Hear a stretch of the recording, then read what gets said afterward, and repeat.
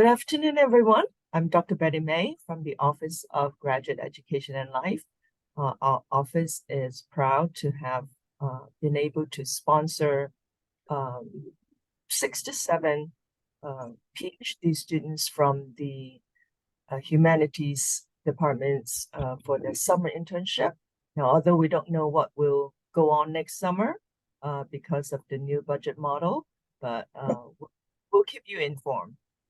But it's been fun every fall that we get to hear these summer interns to share with us their experiences at various locations. It's great also that other students who have not had these opportunities are here to hear about them.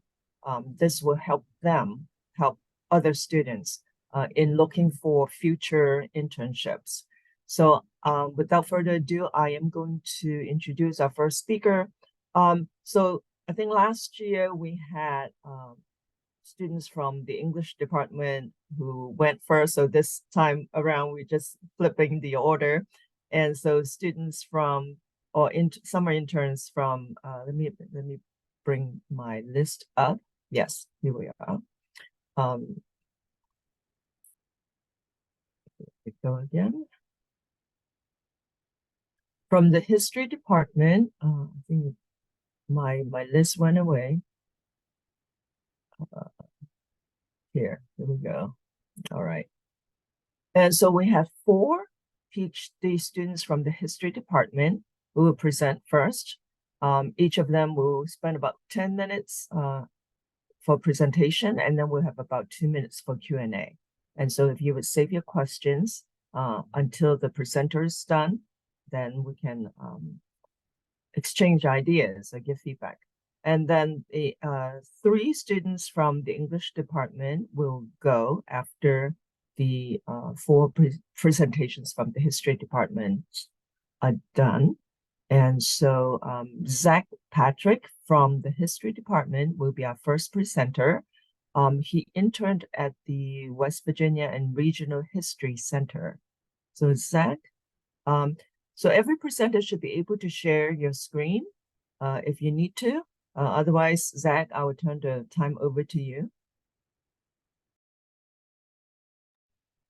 Yeah, thank you for the introduction. Unfortunately, I don't have anything to share on my screen. And my internship probably wouldn't have had any type of visual aids to go along with it anyways. But I'm happy to describe the experience that I did have at working at the library depository and the political archives.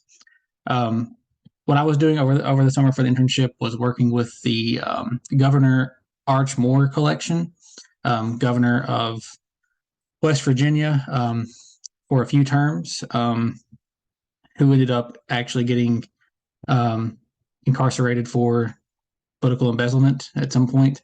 But his collection was donated to West Virginia libraries, and my internship involved helping process his large collection of archival material.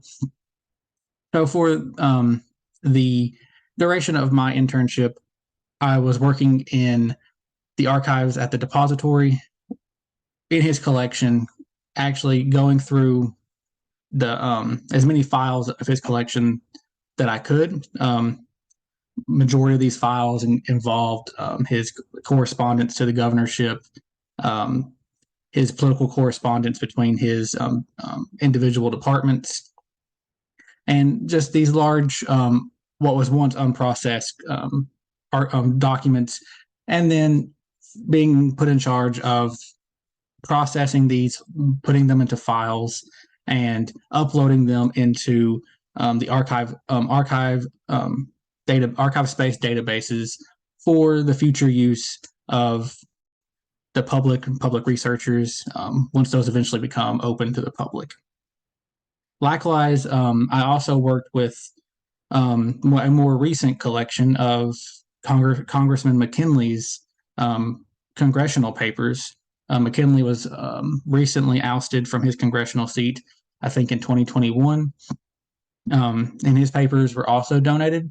So I was also tasked with taking his substantial collection as well, and taking those from the actual binders, from the actual raw documentation that was donated, and putting those into processing files for later categorization in archive space. So it was a combination of the Archmore collection that was already at least boxed and filed, and putting those into archive space, into digital databases, and then taking the McKinley raw folders and then getting those ready to be processed in archive space, hopefully by future interns. And this was a very enriching experience because archives is something that I've had an interest in, and in terms of future work inquiries or future research inquiries. Knowing there was a good opportunity to get an idea of how archives are maintained, how the work that goes into these archives, and how these large databases are actually filed, processed, and uploaded. So it was very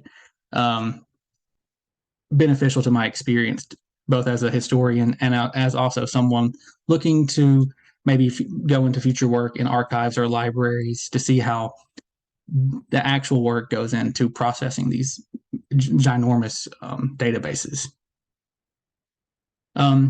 They also tasked me with creating a study guide. I would characterize it a educational resource for a high school audience through databases that was already uploaded from other West Virginia politicians in the past. So I made a mock primary source analysis resource for high school students, which was a really fun side assignment along to my major duties of figuring out how to get possible high school or middle school classrooms, audiences engaged in these archival historical materials. And I don't know how far that assignment went, but I'm hoping that what I contributed was helpful or used in future classrooms. And that's what I did for the summer. Thank you very much. Does anyone have any question for Zach?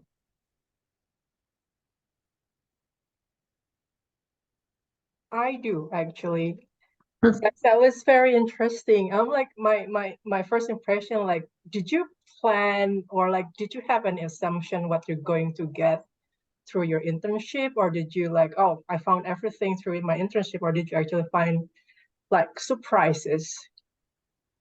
Oh, I mean, like in terms of like surprises. I mean, for one, like knowing what archivists do, like physically, was a surprise because of just how much like paper they physically go through. Like just the sheer amount of paper that I had to file and process and be aware of and um, computate into these databases was insane. And that they do this like every day was eye opening into how the experience is in the archives, working them daily, but also just the content that I was reading in like the governor's collection or the McKinley congressional committee files, like seeing how much paper congressmen use, but also what is presented as important enough to be shown to the governor, like in governor for getting these letters about all kinds of things. He was also getting like updates on like random healthcare patients in like the 70s. I don't know why the governor was getting these updates, but just both the experience of the work and what goes into working the archives, but also getting a firsthand view into like what is not currently not open to the public archive, and getting like to be one of the first people to go through this in probably years was very interesting and had a lot of surprises in terms of that content. Mm-hmm. Anyone else? I have a couple. So what advice would you give to future students who are looking for summer internships in the realm in history? And also, what skills did you find that were helpful, from academic training to an internship or a future job? To answer your first question, what helped me a lot was just reaching out to my advisors or to faculty within the history program. Dr. Bingman was instrumental in helping me get this internship, and also just being willing and able to reach out to if you see an opportunity or you see a place you would like to work at, like the library or the depository, that it doesn't hurt to ask. It doesn't hurt to shoot out an email to someone who might be willing or capable of offering you an internship in a situation that you think that would help you. In my experience, I was like, I like the archives. I like what the work that goes into libraries. And I asked Dr. Bingman about it, and she was like, okay, yeah, I have an idea. I can get you in contact with Daniel Emmerling. And through that connection, I was able to get an interview for the internship, and it all worked out. So just reaching out was very, very helpful. I'm sorry, what was the second part of your question? Skills, academic training that you Oh, sure. yeah.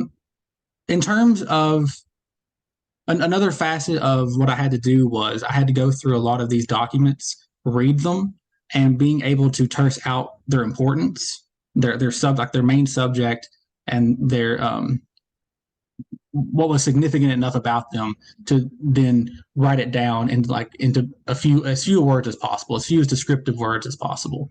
So in terms of this archival work, the academic training I've had with dealing with primary sources, dealing with historical sources, that made it significantly easier, I think, going through what would normally be mundane or you would think not necessarily important documents, but still being able to find out what was important about them. What are these what would be important for future scholars or future researchers who were going through these collections? What would they find important or necessary about these documents? That could just be about a job interview that someone sent the governor in the 60s, and then being like, okay, this actually kind of shows something about gender or something about race, and then writing that down and tersing that out for someone in the future to when they're looking at these online resources, going, oh, okay, this is exactly what I need.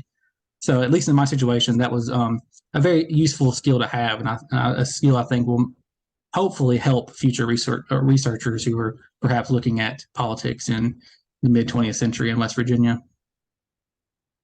Thank you. Yeah, Yes. very helpful hints for other students. Thanks for your presentation. And because of time, we're going to move on to Stiffen Kamande. He interned at Kenya National Archives and Documentation Services. Yes, go ahead.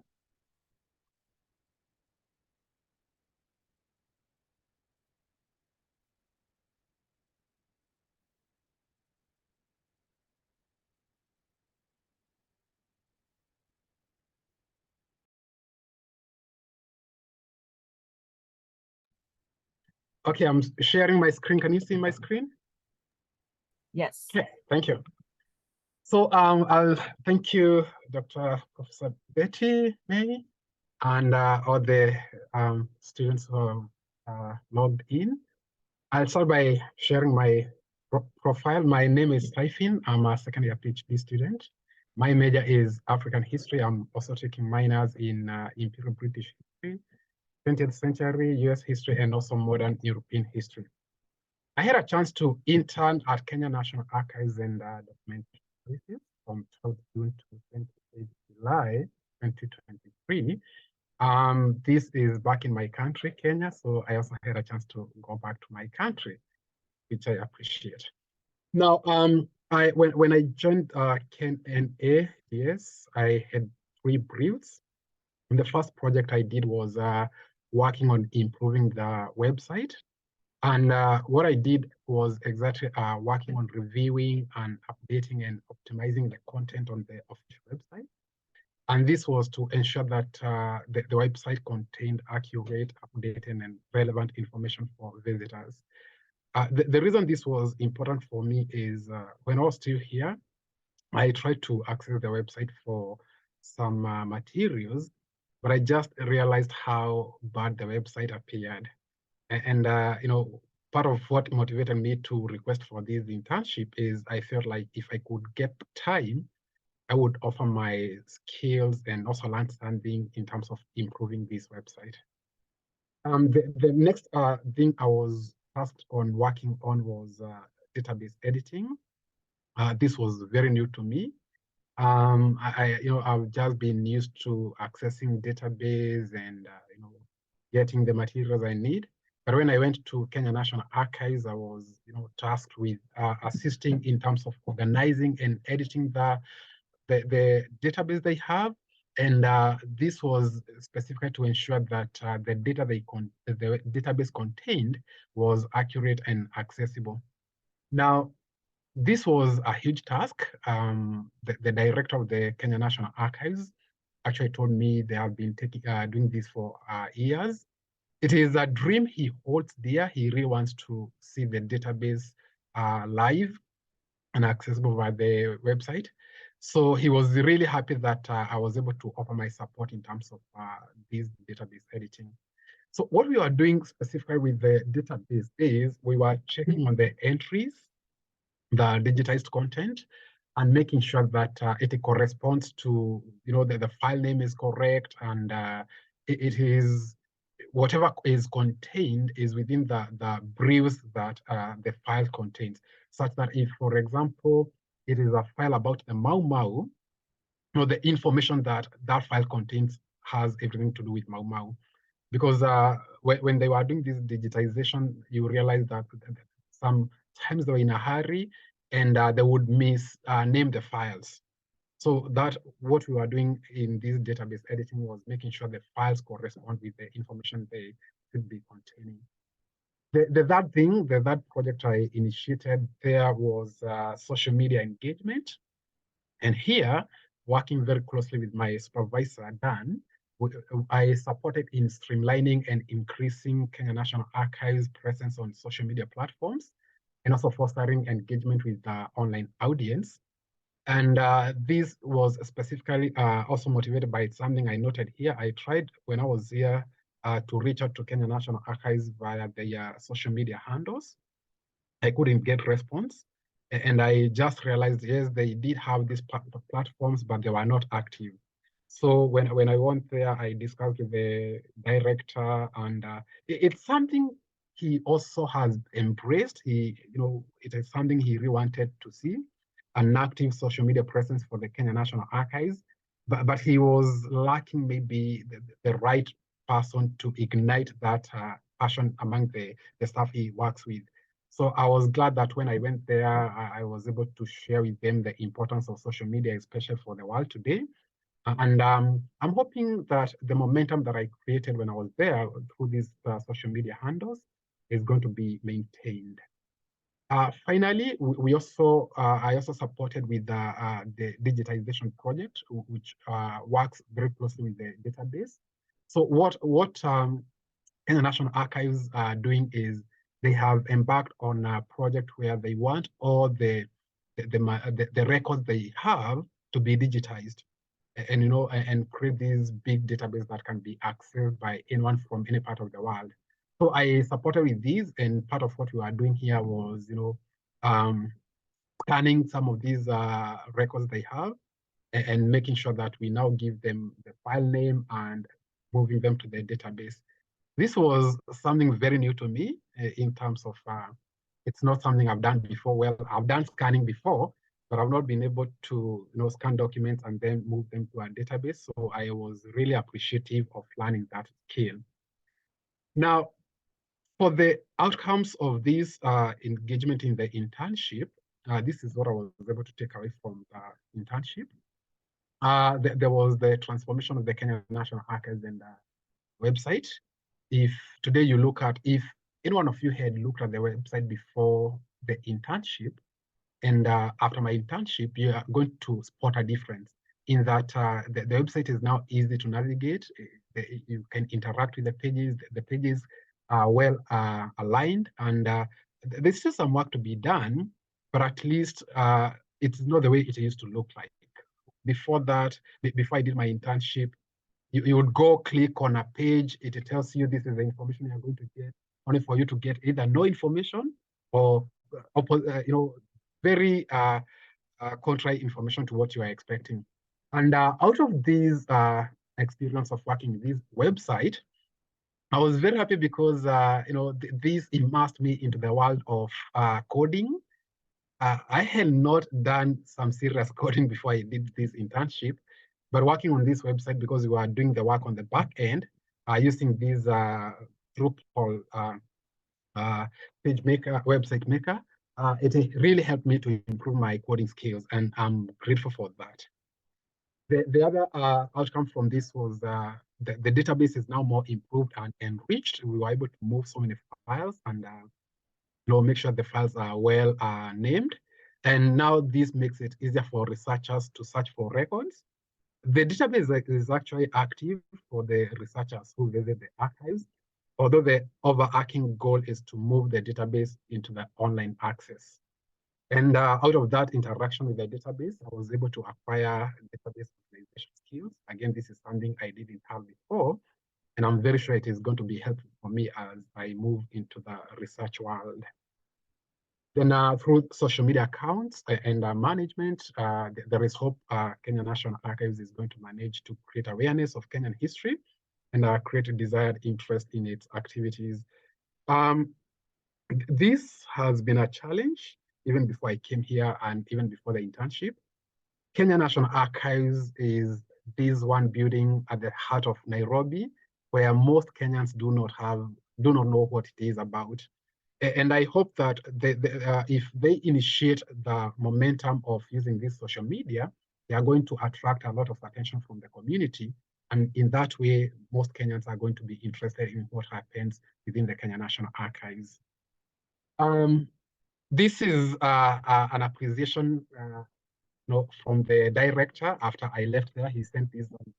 He said that it was really a pleasure working with you. You really assisted to develop what I envisioned, database that the researchers can interact with at the comfort of their places. Though not complete, I'll continue pursuing that until I get it. You also did a lot to improve the image of our website and even the social media platforms. Thank you so much. I was very elated to get that from the director because it tells me that I was a good ambassador for the WVU.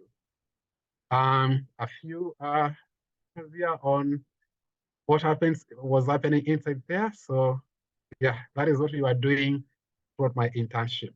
Thank you so much. Thank you. Thank you. It's very interesting. Does anyone have any question?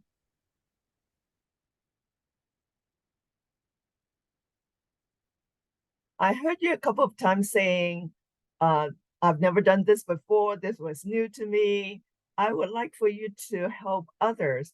Like if they land a job or an internship or whatever in a position in the future when they were given a task that is new to them, that they've never done it, how should one approach that? Thank you, Professor. When I went to the Kenya National Archives and I was tasked with some things that I've not done before, like the website. When I was thinking about the website, I was thinking of the website from the front end. But when I went there, I was told, okay, we're going to improve the website and you have to do this from the back end. And my advice here is, if you find yourself tasked with something that is new to you, the most important thing is having an open mindset. Be willing to learn, because at any point of our lives, we are always going to learn. And that is what I did. And don't shy to say, I don't know something and I'm willing to learn. That is very important, because that is what I told Dan. I told Dan, I'm not so good with coding, but I can tell you this is something I'm going to learn. And within a couple of days, I'll be working with you so comfortably. So in summary, my advice would be have an open mindset, have the willingness to learn, and own that process. That is very important. If you move away from the process, then it is going to be difficult. Thank you. Yes. Anyone else? Any questions? Stiffen, did you create like a handover note because like, again, you've done a lot, you did a lot, the new different things as well. And also that in the email from the director said that I will continue until I get it or something like that. So it seems that there's like, there's still a, how do you call it, like knowledge transfer is still needed. So I think my question was, did you leave a handover note to continue your work? Yeah, so by the time I was leaving, like I said, the digitization process is something that has been going on for some time. I think what was lacking was, that spark for them to really embrace this, and it's something the director was forthright about. Like, I'm not getting someone who is so interested in, in owning this digitization process. And it's important to say that when you think about archives, like in my place, Kenya, it's very different from the way archives work here.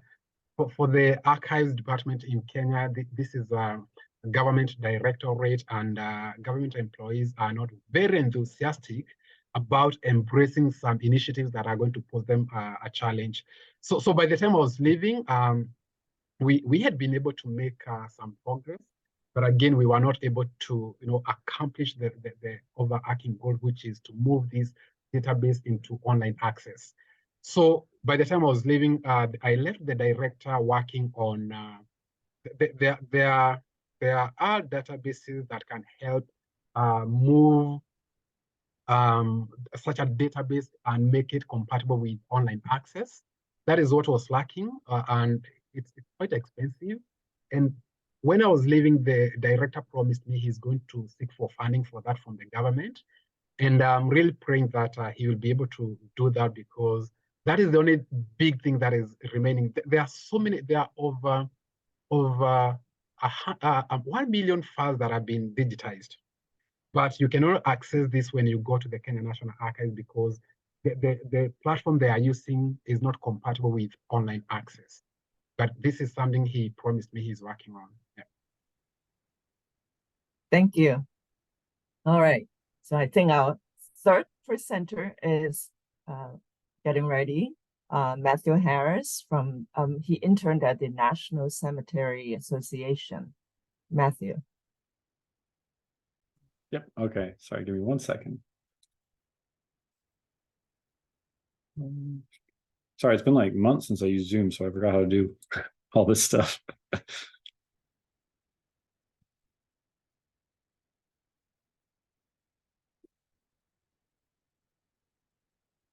Okay.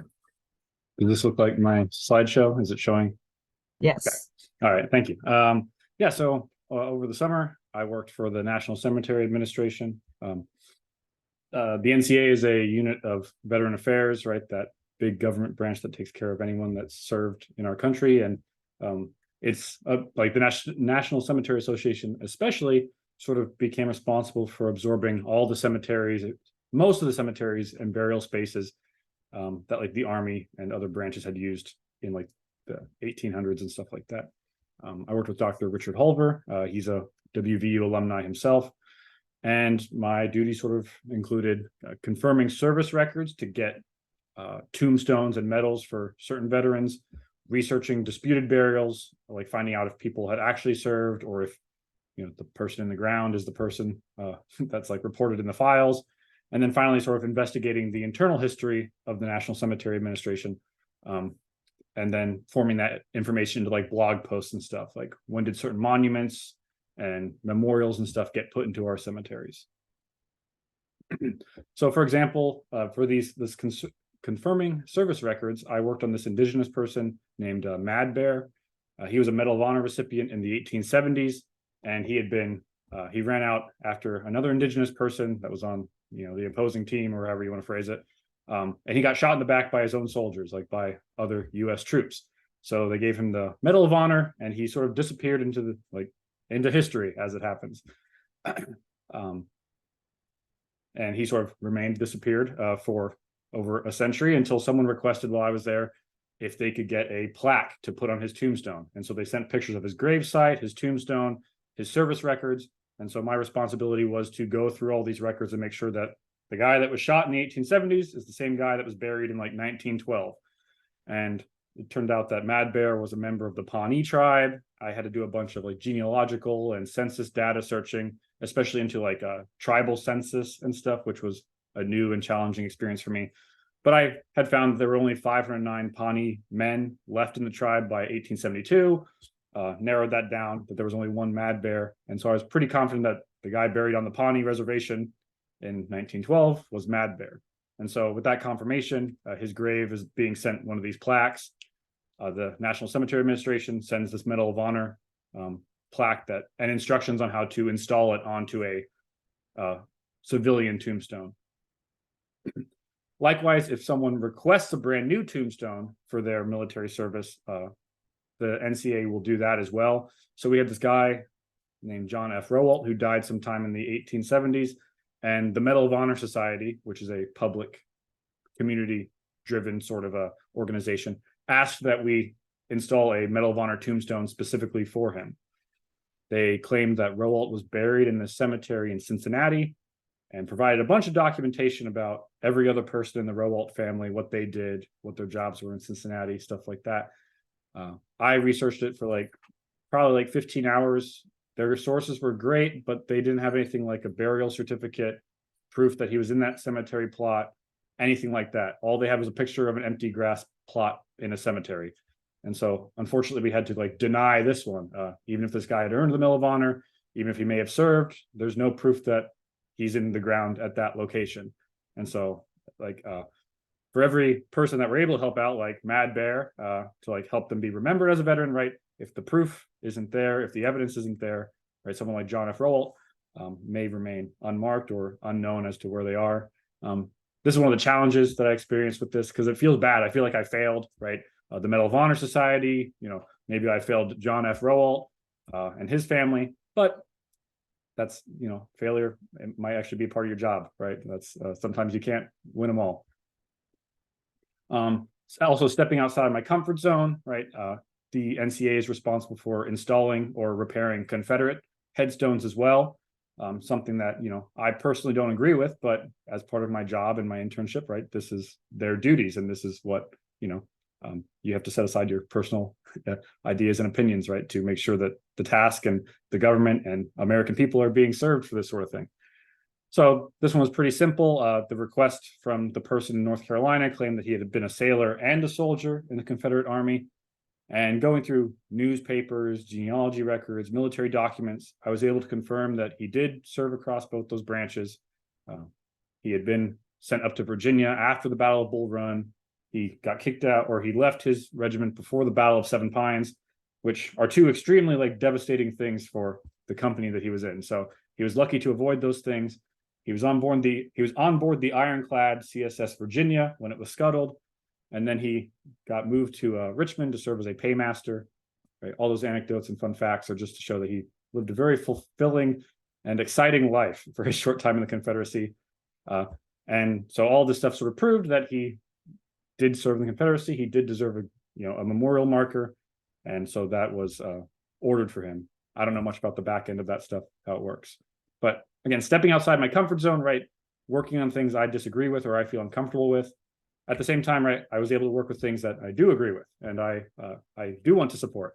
And these blog posts that the NCA does is called the 100 Objects series. And it's describing the history of the National Cemetery Administration in 100 objects, which may be memorials, books, pictures, stuff like that.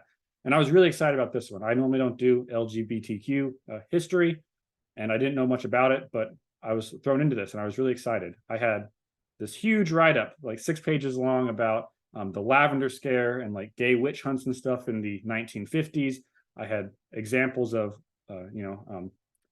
gay, lesbian, and trans people fighting and earning their burials in different cemeteries and stuff. Unfortunately, right, because it's a government entity, a public a government entity, a lot of that stuff got cut because in writing it, right, I'm sort of saying how this is triumphing and, overcoming issues that have happened in the past. So obviously the cemetery administration doesn't want to, sort of display or pose itself as being a severely problematic institution in the past. So some of that I was able to keep, but most of my stuff about how this is like, you know, the historical issues, what people are overcoming, what challenges they were facing in being able to get buried in a national cemetery got cut out. And so this like 6-page thing got cut down to 1,000 words. Like this editing and revising was really painful, balancing the historical facts with making sure that there isn't some sort of big political outcry or something when this goes live on their blog. Again, so something I'm really excited about, something I support, but it's like the reality, maybe the unfortunate reality of, you know, what your employer or your internship might sort of, that balance of, you know, public opinion and stuff. I think you guys understand. Sorry if I'm not explaining it well enough. And finally, the other one I got to work on that really highlighted, right, the importance of being a historian, knowing and researching historical facts, right, was this Dade Monument. These 3 pyramids in the background were made in the 1840s to remember this guy named Francis Dade, who was, along with 100 other people, killed by indigenous warriors in Florida. And I had to find out all these things about the blueprints and its history. And one of the like glaring facts that I came across was that these 3 pyramids, 10 by 10, like 5 feet deep, had supposedly almost 1,500 people in them. And I was like racking my brain. I'm like, how? I'm trying to do the math. You know, I don't know the dimensions of a coffin or anything like that necessarily, but I knew this couldn't be right. So I had to really, really dig into like, you know, the deep archives and stuff and find out exactly, you know, if there were actually that many people there, the dimensions, the funeral procession that day when they were buried. And it turns out there's, despite what a lot of evidence and websites and the National Historic Marker Database says, there's only 165 people buried in these pyramids. So I found this big glaring issue, this fact that is not a fact, that had been posted all over the internet, even on the National Cemetery Administration site itself. And so I was able to help present this new data for the public. And it really shows why historians are important, right? Because public memory is a very, very fickle thing, right? Once these pyramids were installed, they were popular for about 30 or 40 years and as attraction. And then all the people in Florida started going to like state parks and swimming and throwing these giant barbecues to remember the Dade massacre. So these pyramids weren't important to many people anymore. And that's kind of like unfortunate, right? Because this is where people are somberly remembered, where they're buried. You know, it's the cemetery administration and the country's duty, right, to remember these people. So that really pointed out, right, how important historical work is, right? If I didn't tackle this project, if I didn't help remember who's there, why they were there, you know, your average American, your average Floridian, right, wouldn't know, wouldn't care. So, right, if this internship taught me anything, right, it was real, you know, real world applications for what we do, and, you know, helping people out both on a daily basis with like these burials and these requests, but also making sure that the public memory and legacy of all kinds of Americans is honored and remembered. So that is it. Thank you very much. It Yes. sounds very interesting and so perfect for a history major. Okay. Yeah. Are there any questions? The misinformation thing about the pyramid. So were you able to actually publish the correct information about it, or did you find like any resistance? No, I mean, we believe it's 1,500 soldiers there, not 145, something like that. How do you, as a historian, actually, you know, deal with that, with that kind of misinformation, and how you educate people? So the 100 blog post on the Dade pyramids, as they're called, won't come out until October, November. I think my blog posts are scheduled for. I mean, I don't expect it's just like a number, really, right? A number of people on the ground. I mean, it's important that the facts are facts, but I'm not expecting it to be like a big, you know, hoopla or anything. I was just excited to sort of find this thing that everyone else had sort of misassumed or misunderstood. And I was able to find it by looking at, like, I'm trying to remember, it was the notes on like the funeral procession from that day. And so finding out that, you know, there was 6 donkeys with like 5 wagons with like 10 caskets in each or something. I forget the exact numbers, but it added up to like 165. So there was like actual someone sitting there writing like all the notes down, detailing everything that day. And I was fortunate enough to find that in the National Archives after my supervisor pointed out where I could. So hope that answers the question. Anyone else? Thank you for doing such important work. Yeah. All right, thank you. All right. So the fourth presentation, I am going to show a video that the presenter made because she is teaching at this time, so she cannot come here to present to you, but she self-recorded. So I'm going to share. First of all, let me tell you her name, Lani Kasten-Coffman. She interned at Rivers of Steel National Heritage Area. And I'm going to share my screen, her video. So,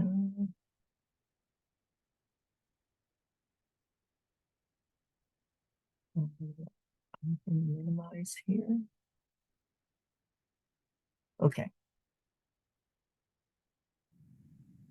Hi, everyone. I'm Lani Kasten-Coffman. I'm a second-year PhD student here at WVU.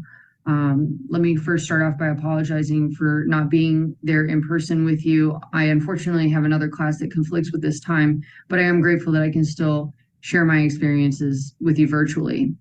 Let me start by introducing you to the organization that I internship for this summer. Rivers of Steel is a nonprofit organization located in Pittsburgh, Pennsylvania. They work to preserve historic sites such as Cary Blast Furnace, the Pump House, which is the Battle of Homestead, the site of the Battle of Homestead, as well as the Boast Building. However, Rivers of Steel are doing so much more than just preserving historic sites. They are actively engaging with the community, showcasing local artistry, and provide endless opportunities for individuals to come and experience front and center the history of industrialization in America, the history of labor in America and in Pittsburgh, and probably more importantly, connecting community history with community members, which is so significant. Prior to this experience, I had little experience. I had little knowledge of Rivers of Steel, other than that they were right down the road from my house. However, after a quick internet search, I very quickly learned that this was an organization that was doing some amazing things.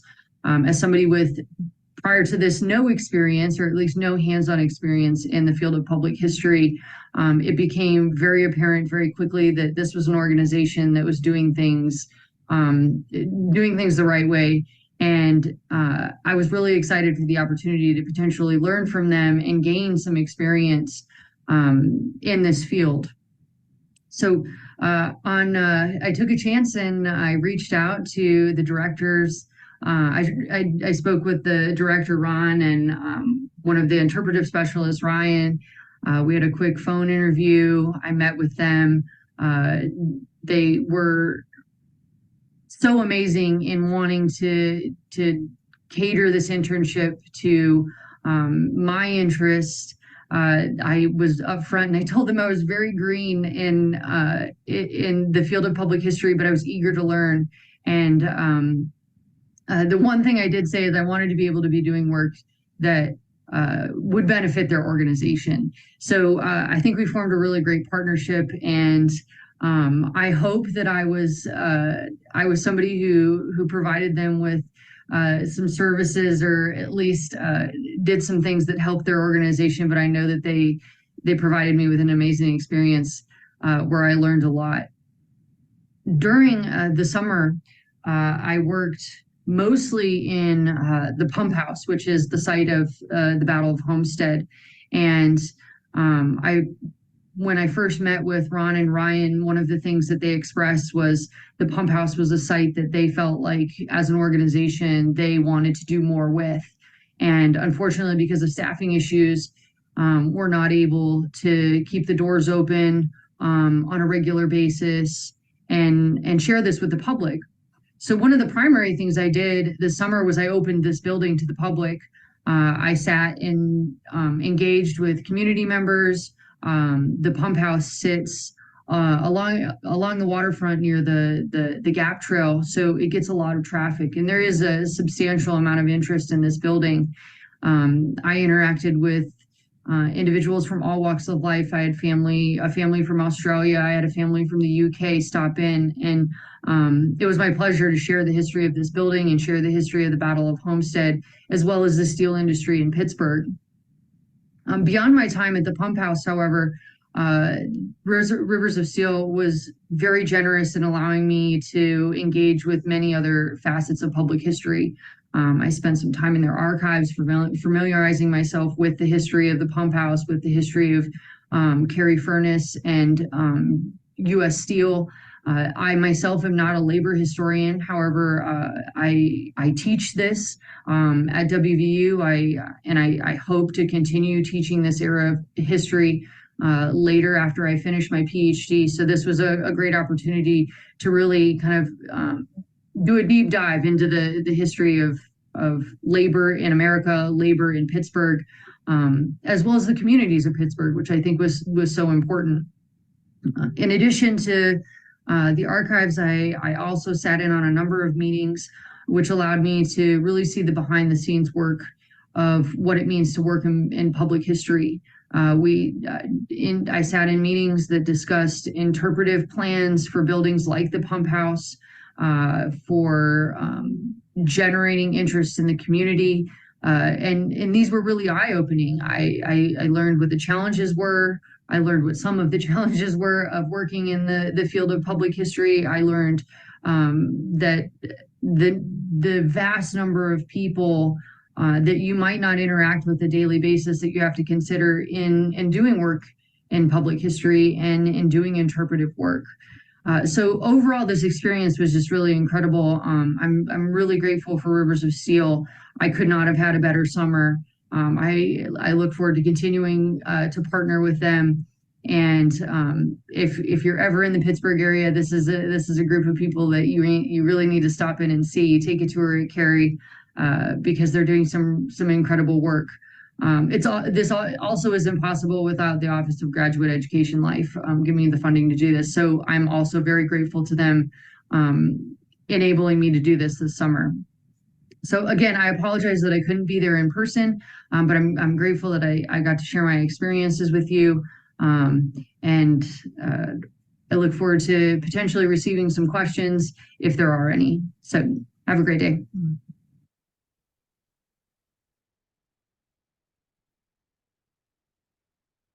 All right. That was an interesting presentation, and yeah, we wish she was here so we could ask her a question directly. But if you have any question about her internship, anything that you would like to ask her, go ahead and send us an email, grad@mail.wvu.edu, so we could send Lani her questions. All right, so we're switching gears. We're done now with, let's see, let me come back here. Okay. We are done with the 4 presentations from students of the history department, and switching gear to the 3 presenters from the English department who interned this summer. But before we do that, I'd like to insert a side note here. I think in the following round of presentations, we have 2 winners of, they placed in the top 3 at our WVU 3MT, which is the 3-minute thesis competition. And let me bring up my list again. Gabriella Pishotti was the 3rd place winner from 2022, right? And Arka Rahman is this past spring, he also placed 3rd in the 3MT competition. And I would like to encourage others to participate in this event. And of course, we hold it in the spring, usually in the beginning of April. And we should be having informational sessions coming up in November and also again in January if you're interested. maybe Gabriella and Arka could also share some of your experience, 3MT experience with the audience. All right. So, Gabriella, you'll be first to present. Okay. Thank you. Let me share my screen really quickly. Okay.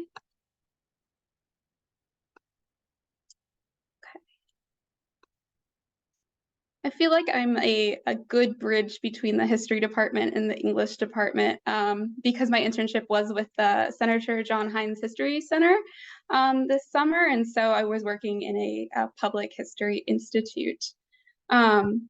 First, hi everyone, I'm Gabriella Pishotti. I'm in my final year of my PhD program in the English department. So this is the John Heinz History Center. If you've never been to downtown Pittsburgh, I highly encourage you to check it out. As somebody who lives in Pittsburgh, it was exciting to get to work in my own city during the summer. As much as I love Morgantown, the commute sometimes gets to be a lot. But for the program, I got to work with Melissa Marinaro, who's the director of the Italian American program at the John Heinz History Center. So I worked under her, and that internship got established through her collaboration with Dr. Nancy Caronia in the English department. So I also collaborated with her throughout the summer as well. But the three main aspects of my internship during the summer was I was cataloging archival material for the center. I was developing biographical research and writing for a larger project. And I also had a number of experiential learning experiences that were really helps me to get an understanding of the different aspects of museum and public history work. So these are going to be like the 3 points that I talk about through my the rest of my presentation. So first, the cataloging of archival work that I did through the summer was I worked with materials from the Frediani Printing Company in downtown Pittsburgh. Specifically, I worked with their Lunioni newspaper collection, which has run from 1924 and it's currently running present day. However, they've recently shut down their physical printing press and they've converted to a digital online format. And so when they did that digitization process, they donated all of their materials to the Heinz History Center for cataloging and in the archives. And so what I did for the beginning part of my internship is I worked with the Lunioni newspapers, which is the official paper of the Order of Italian Sons and Daughters of America. And I cataloged the headlines from those newspapers from around 1964 to 1970. So I worked primarily within those 6 years. And a lot of what those papers focused on were Italian American lodge and community activities, as well as documenting the politicians and political movements and other leaders in the community at this time. And so, like many of my history colleagues have talked about beforehand, I was cataloging these to provide them easy access for future researchers who might find these newspapers to be beneficial to their own personal research. And in this case specifically, we get a lot of Italian American community members who use the library's archives. And so this would be a collection that they would be particularly drawn to. But then the main project of my internship was helping to contribute to an online scalar website called Columbus Interrupted, which is a larger project that the Melissa Marinaro and her team are working on, that they're going to be working on for some time now. But the project is dedicated to documenting the history of the Christopher Columbus Monument in Pittsburgh's Schenley Park, following the monument's ordered removal in 2020. And this project began in spring 2021 by the University of Pitt undergraduate research assistants under the instruction of Dr. Lena Insana. And so they documented the history of this statue from 1909 to around 1926. And so I was picking up sort of where they left off, with some gaps of years in between. But the general gist of this project is they wanted to provide a the true story of the fundraising efforts that led to the dedication of the Columbus statue has never been fully told, largely because of significant gaps in archival collections. And so in light of the recent scholarship pertaining to other Columbus monuments and the heated controversy over Pittsburgh's statue and the removal of said statue, what this group wanted to do was put together a objective, factual history of the monument's fundraising efforts and then its installation. And this is to sort of help mediate because there's a lot of very emotional accounts about the installation of the monument that come largely from family histories and hearsay and word of mouth that have been passed down for decades and decades. And so our goal was to put together a more factual history of why was this monument fundraised, how was that money collected, and then what was the purpose of the monument originally, and is it still sort of functioning for its original purpose. Oh, and then here I can show you a quick glimpse of our website. If you're interested in it, I'd be happy to share it. And so that's what we're putting on right now, or that's what we're contributing to right now. And then here, for your general interest, is what some pictures of the Columbus statue downtown. The picture on the left is what it was about a decade ago. The picture on the right is around just before 2020, when it was when there was a lot of protests right before it was ordered for removal. And then the picture on the left here is once it was ordered for removal, it's been covered. And then the picture on the right is the most recent picture of it as it stands right now downtown. A lot of the covering has been washed away by weather and wear and tear over the years. It is still ordered for removal, but it's sort of in the state of limbo where the removal itself is very expensive and there's a lot of ordinances that need to be put in place to get it out. So we're not sure what's going to happen with it, but right now it's sort of half covered. And so my contribution to this larger project was to focus on prominent Italian-American ethnic community figures. I drew from archives such as the newspapers that I talked about earlier, as well as other archives such as Sons of Columbus records within the History Museum. And then I also consulted Ancestry.com and newspapers.com to get some general information about these figures, such as their birth dates, their death dates, etc. But one of the exciting parts about this project was getting to work with the physical documents. I'm so used to doing research in online digital spaces that getting to actually dig through pamphlets and newspapers and letters was very exciting and sort of a breath of fresh air. And so the final results of this work that I was doing is I ended up researching and writing 4 biographies and 1 event history for this website. And I focused on leading figures in the community, such as the national president at the time, or the Sons of Columbus national president at the time of the statue's installation, Justice Michael Musmano, who was a leading advocate for the installation and who's a major figure in the community of Pittsburgh. Arija Senzo was the first Pittsburgh councilwoman, and Jenny Arnone, who was heavily involved with the Sons of Columbus, but I focused on her because she was sort of the everyman of this group. She wasn't a political leader. She didn't really have any power. She was the on the grounds cooking meals, trying to fundraise in an old-fashioned sort of middle-class sort of way. And then in addition to these 4 biographies, I also created a sort of hour-by-hour breakdown that provided a summary of events surrounding the Christopher Columbus Monuments installation. And so these will eventually be added to the Columbus Interrupted website as it continues to develop. And then lastly, to close out, my internship also included a lot of experiential learning, which was the really fun part of my internship. Not that I didn't like the research and the writing as well, but I got to do a lot of different activities that I wasn't used to. And so I got to tour, do a museum tour and got to see the behind the scenes planning and execution of a said tour. I got to sit in on an acquisitions meeting, on research project consultations, on oral histories that the director was conducting.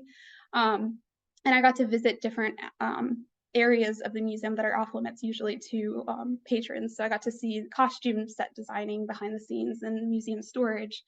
And then I also got to work a lot hands-on with community.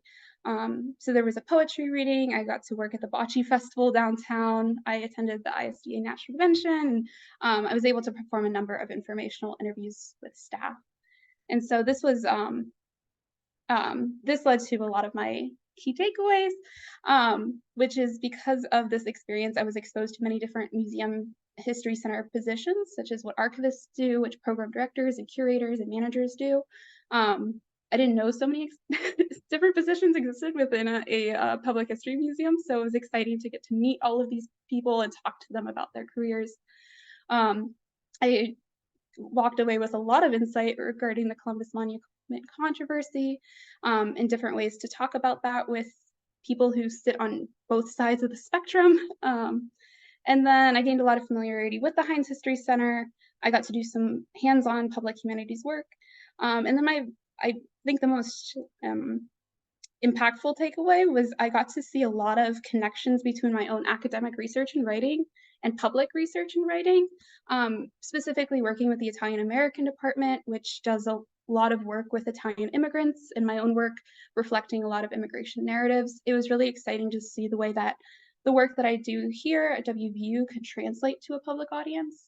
And this really helped open my eyes to a number of different positions that I'm planning on hopefully applying for once I graduate. So it was really great as a professional development experience overall. So I'm very grateful to Ogle. I'm very grateful to the History Center for hosting me. Thank you. Thank you, Gabriella. I particularly appreciated your last two slides to tell us the takeaway and also the behind the scenes things that you enjoyed. So was this the first time you interned at a museum? It was, yes. So Pittsburgh is known for its museums. It has like 12 or some high number of museums.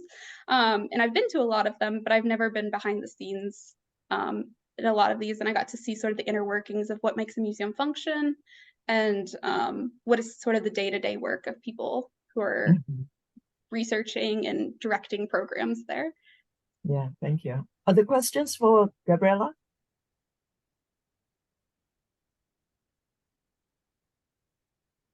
Hey, Gabriella. Hi. Hey. Like Betty, I really liked those last two slides.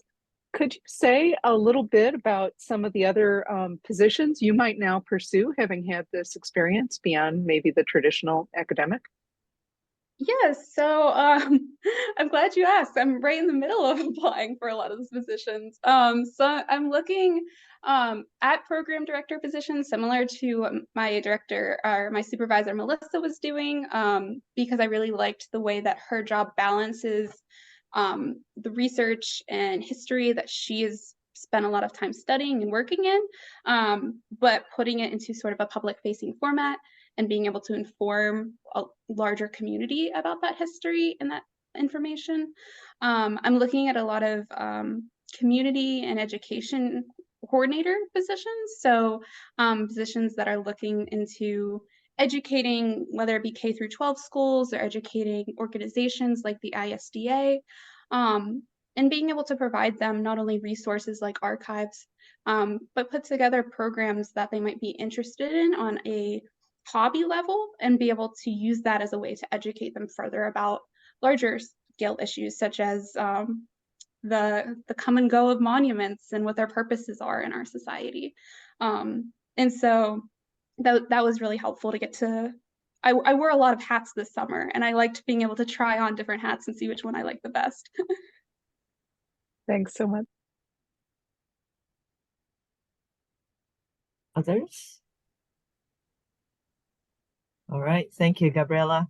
Our next presenter is Arka Rahman, and he interned at the WVU Libraries. Arka. Thank you, Betty. I am Qazi Rahman. I'm also Gabriella, a doctoral student from the English department. And let me share my screen first.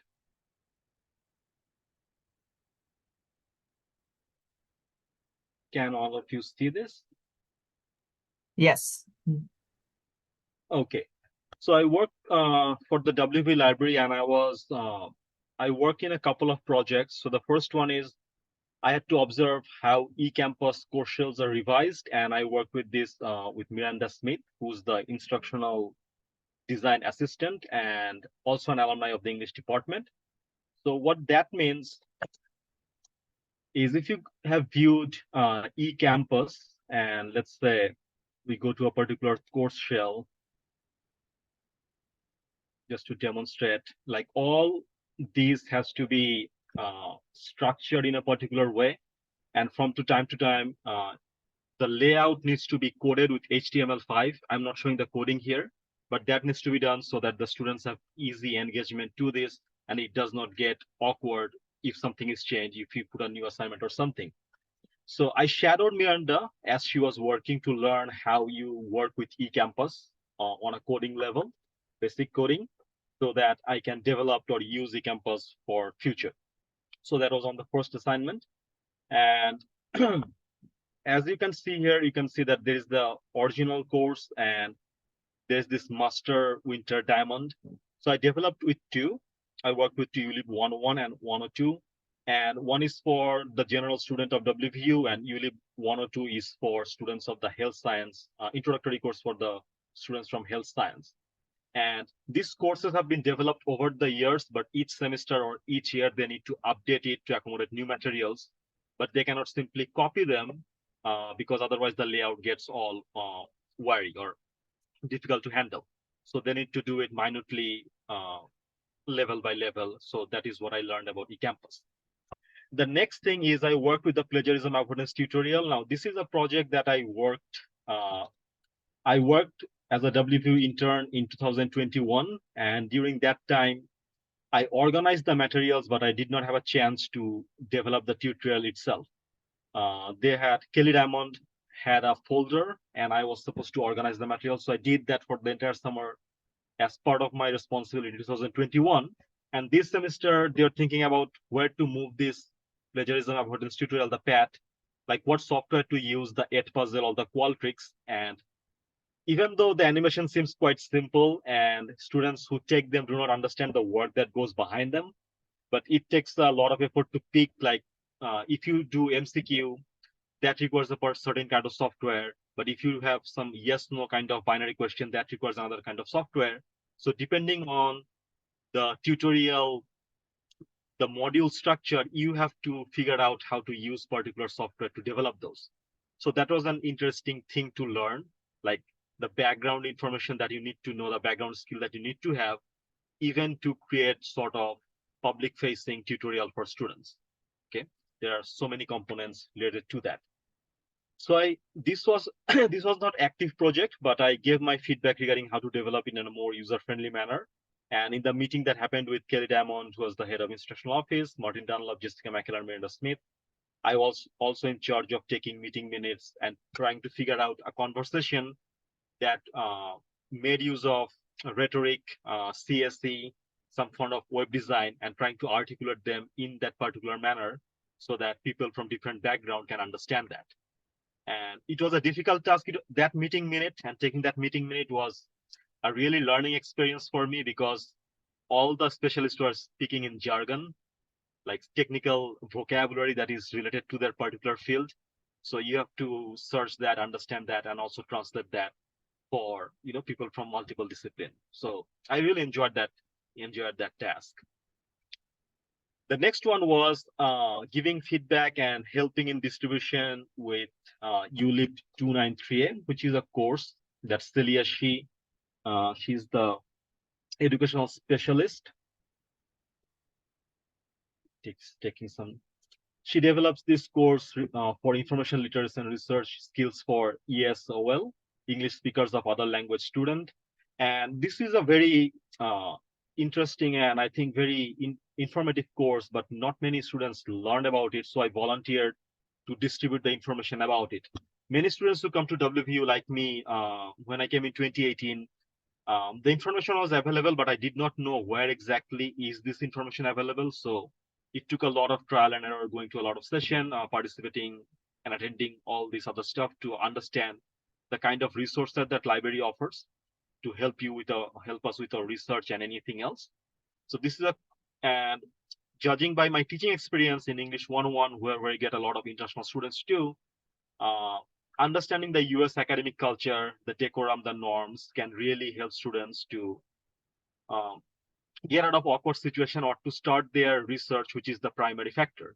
So this course, Celia offered it last year, and she mentioned that the attendance was not that great. So I tried to distribute to my student organization and other clubs and services that I have in contact with, so that more students who are coming from outside knows about it and just enroll it and learn about the US academic culture, the skills, and how to learn about some academic concept like citation style, so that don't need to learn it to plagiarize and other materials. So these are the 4 things, but I also learn about, and this is related, the majority of my time in this 3-month period was spent developing the ChatGPT LibGuide, which was apparently libraries' focus, because they had to get this up and running by the start of this fall. And that, first of all, this is created in a LibGuide template, so I had to learn 2 things like LibGuide, LibWizard, and both of them are educational website kind of bundle software. It takes a lot of time to plow through their tutorial videos. The LibGuide had something like 539 tutorial videos in total to understand what you can do with it. So I went through about 78 to understand what can I do with that. And then I embarked in creating this LibGuide. Kelly Diamond, my supervisor, had a draft outline, initial resources with other LibGuide, but this particular layout was developed by me. I really enjoyed this because ChatGPT was, of course, an upcoming phenomenon, and judging by different aspects that our students facing, we understood that this would be a pressing concern as far as people using AI, people using ChatGPT to write their essays and stuff. So it took me some time to understand how to develop this, and then another month or so to figure out what would be the layout. And Lord Brady is here, so I try to follow one thing that I learned after coming here during the initial session, the PACT, which we teach in our students in English 101, 102, like when we were writing something, the purpose, audience, trouble spot, convention. So when I started this, I had no idea how to use LibGuide. Also, the materials on ChatGPT LibGuide is just so fast and from so different angle. I had to spend some time figuring out what is my purpose for this LibGuide, who would be the audience, what are the trouble spots, and what convention might I use, so that thing. So I developed this LibGuide specifically targeting mostly students and academic. And if possible, I tried to target it for WB academics in general, but that would be too specific, but it's so academics and students in general. There's a brief introduction with the stuff and my photo. I look uglier than that in real life.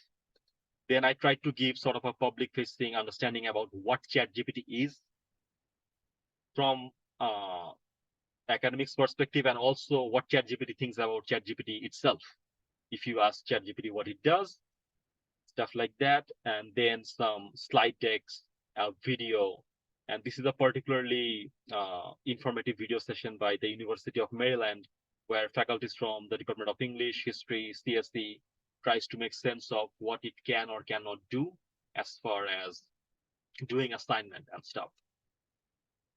Next, I gave the second deck for the introduction is a lot of people when they say ChatGPT and I stay in class, we get all the buzzwords like what is generative AI, where do we situate this particular thing? So I tried to give a basic understanding regarding where ChatGPT lies in the overall realm of machine learning and AI. So there is no miscommunication, and that the focus for this LibGuide is ChatGPT, which is part of conversational agent, which is part of large language models like the Bing, the Google Bird, which is a part of generative AI, and which ultimately in sum is part of AI in general.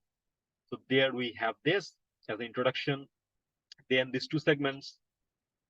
The first one is dedicated for faculties, and judging by the blogs that I read and the videos that I've watched, that seemed that how to incorporate the language for AI seems to be a pressing concern for faculties as they'll have to develop syllabus.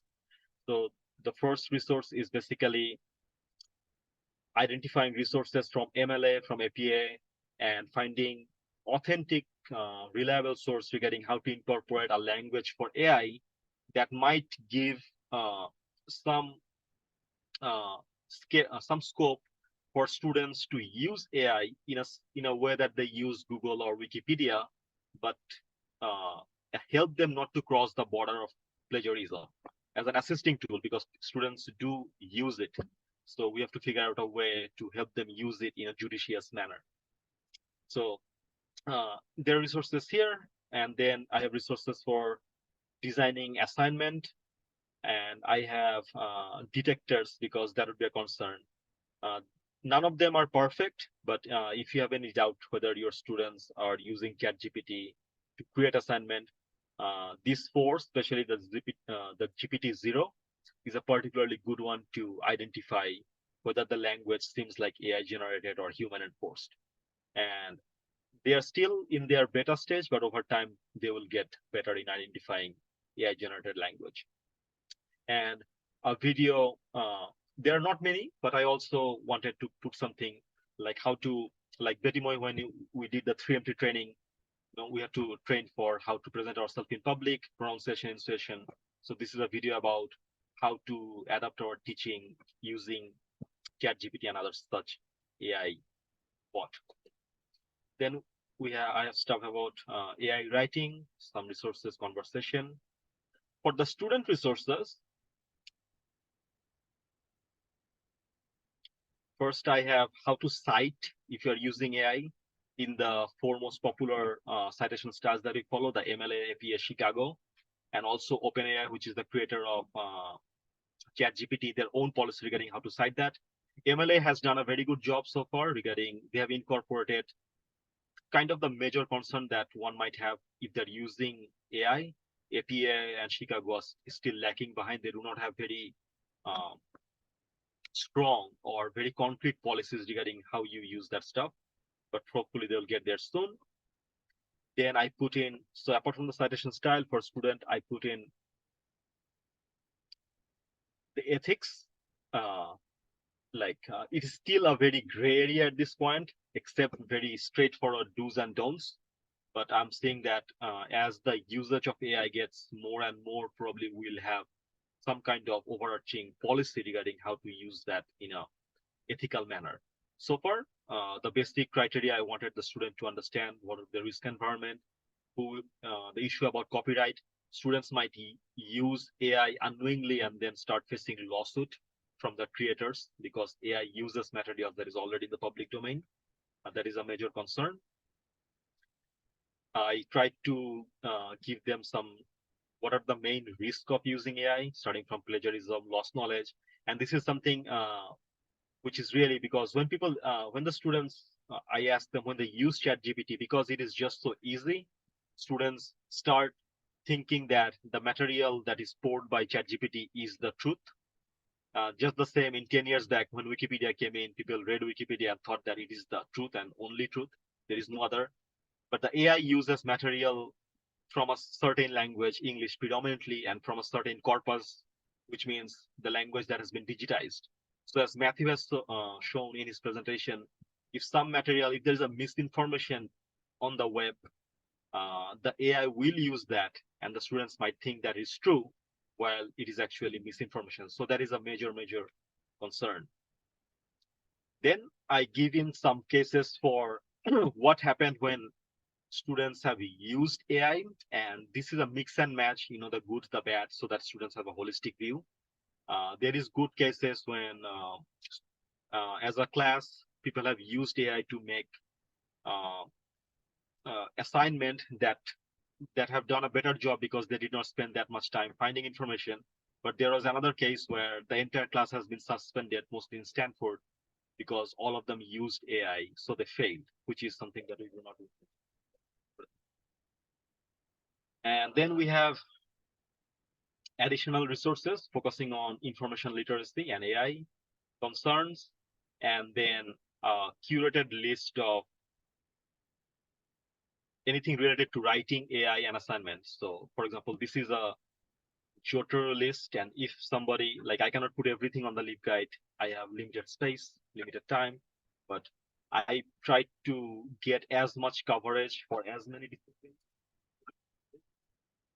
Studying certain discipline, be it history, be it writing, be it biomedical science, chances are high that any one of those lists will have curated stuff regarding how to use AI for that particular discipline, so that it comes in helpful for as many people as possible.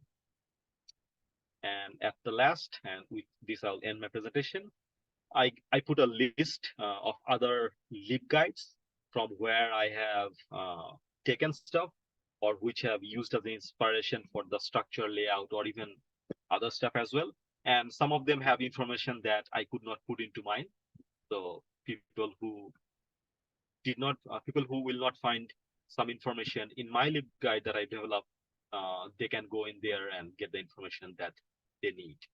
So overall, this was a very, very enriching experience because I wanted to learn more about writing and tech, and especially edu-tech platforms, because that is one chapter of my research, how to increase the visibility of non-English literature or non-English materials in the World Wide Web, so that search engines can capture that. Otherwise, for people like me, whose country is Bangladesh, and we speak a language that we have a 7th largest population, but just because we do not have that many visibility in the web, people do not assume, or they assume some stuff that might be wrong or assumptions.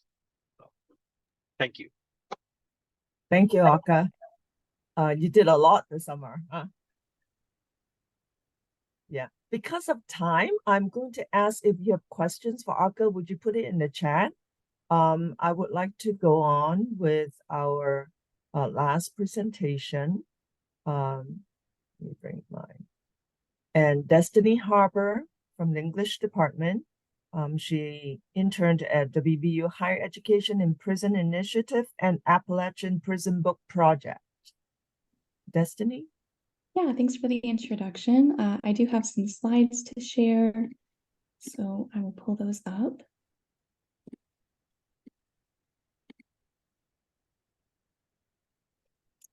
I think we started at the end, so I gave myself away a little bit, but I'll just go back to the beginning. Yeah, my name is Destinee Harper. I worked with APBP, the Appalachian Prison Book Project, and HEPI, the Higher Education in Prison Initiative this summer. APBP is an organization that mails free books and provides education access to people in Appalachian prisons, and the Higher Education in Prison Initiative offers an associate degree program to individuals at a maximum security prison in Pennsylvania. So those were the two organizations that I got to work with. A little bit about me. I'm in the English PhD program. This is my first year in the English PhD, but I just finished my MA in English this past semester. So I've been in Morgantown for a little bit.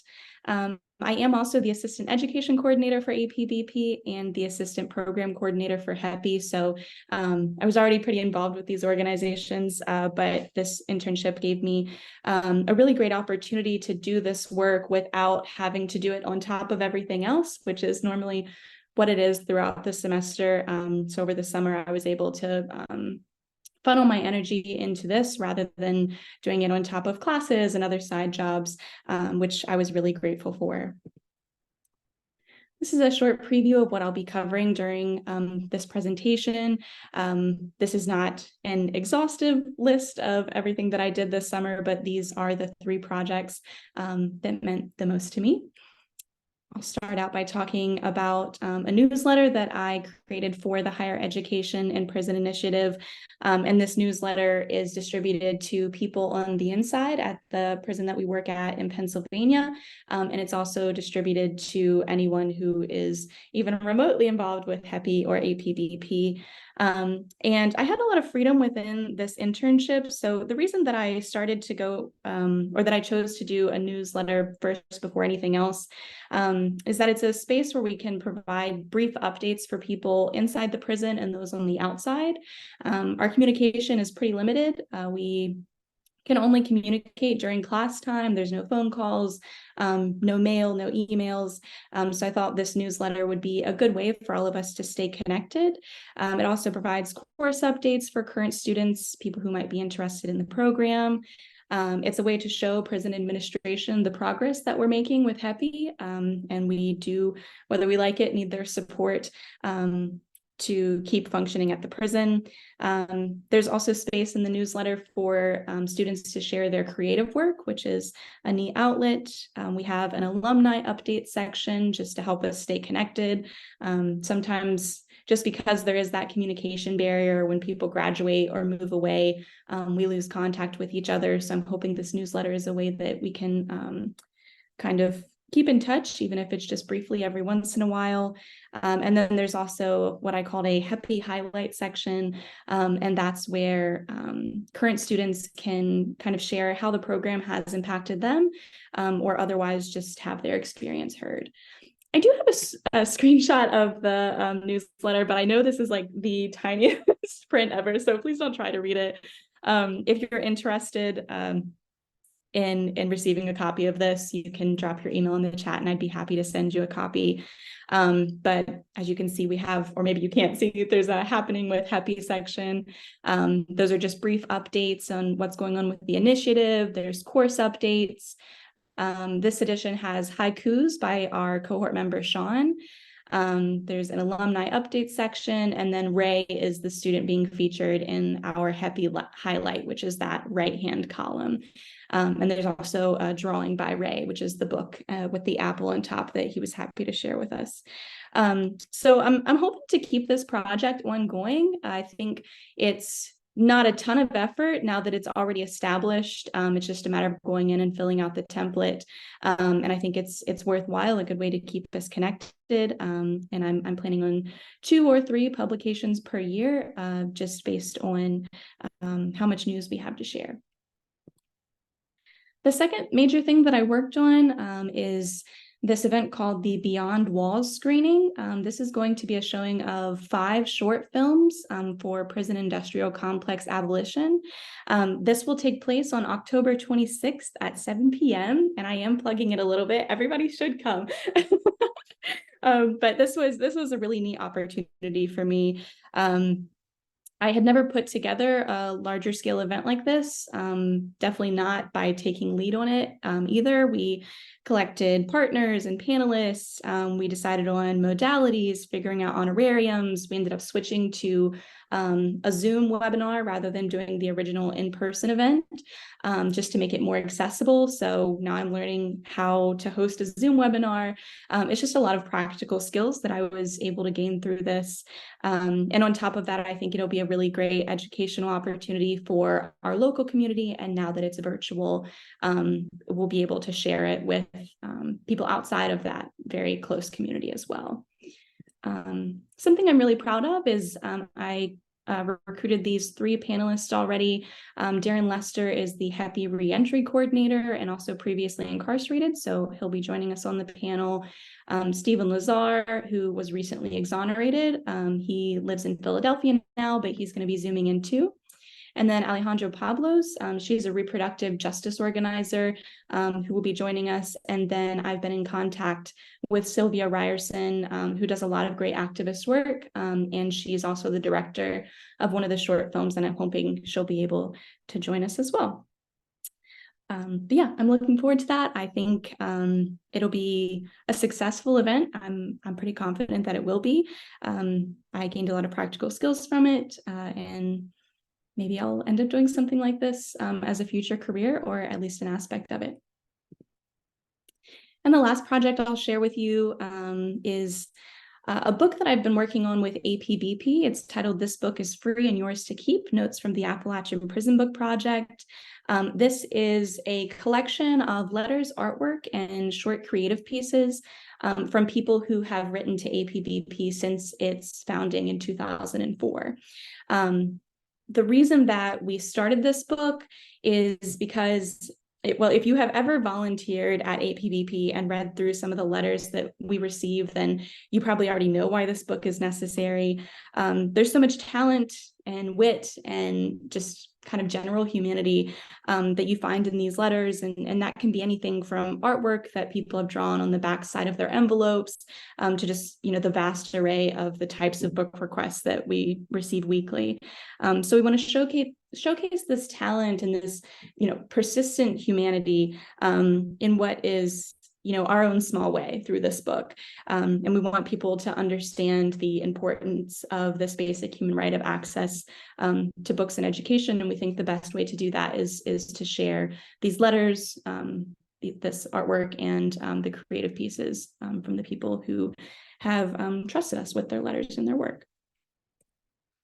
These are just the other editors I work with. I'm not sure if I've mentioned yet that this project has actually been going on for 3 years. I've been involved for 2 of them, but we were able to get so much work done this summer because I had the opportunity to participate in this internship. So we incorporated a final round of feedback from the WVU Press.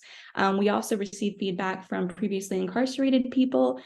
We weren't able to get a previously incarcerated editor on our team, so this was important to us to try and bridge that gap. We reviewed permissions from our over 100 contributors, and now we are working on doing a final polishing of the manuscript before sending it back to WVU Press for its final review. And I thought that I would end my presentation with some artwork and a quote from the book. On the left, you have some envelope art from one of our artists, Ogun. And then on the right is a quote from Hugh Williams Jr. And he says, "Indeed, there are many worlds that await and many chains to be broken." And I mean, just imagine sitting in the APBP office and either receiving this art or opening up a letter and finding this quote. And I think that's the power of the organizations that I was able to work with this summer and that I continue to work with. It really shifts your world in a worthwhile way. So I look forward to continuing my work with these 2 organizations. And I definitely thank everyone who supported me this summer and always, and the various groups like Ogle who made these internships possible. So thank you. Thank you, Destinee. You all are doing very important work out there. Thank you so much for taking your time to present to us this afternoon. And quick questions, if there's anyone who has questions for Destinee or Arka. Hi, everybody. I just have a really quick question for everybody. So I'm really interested in this summer internship, and I'm just wondering, how was the application process like? Because I'm thinking of applying for this, and I heard some positions are very competitive. So what are the criteria OGO are looking for the applicant to provide in those internships? Thank you for that question. I saw that in the chat earlier. I was going to answer that, but before I do that, I should mention that there are program advisors in your department. In the history department is Dr. Melissa Bingman, and in the English department is Dr. Adam Komisaruk, who should be here. I think, yeah, if Dr. Adam want to say something here, but OGO does not select them. Let me put it that way. Okay, our office does not select them. I think you apply within your program and you talk to your program advisor, and then they select. And if Adam, if you want to add anything here. Yes, that's correct. In the English department, we get a certain number of internship lines allocated to us by OGEL every year. And then usually I put out a call for applications in the early spring, and people can either apply for an internship that they identify on their own or one that has been proposed by a faculty member. And I would say that the main criterion that we use is whether the applicant can make a case for how that internship relates to their own professional goals, and to some extent their professional experience to date. So we sort of look for the match, for the case that the student can make for that internship. That's how we approach things in English, or how we've done it for the last few years. I can't speak for how other departments might do it. I don't know if that clears it up a little bit. Thank you for that. Yeah, if you have any more questions, feel free to email me. It's just bmei@wvu.edu. Thank you. I appreciate that. Thanks. I'll be glad to speak to you more about this. All right. Thank you so much. Thank you.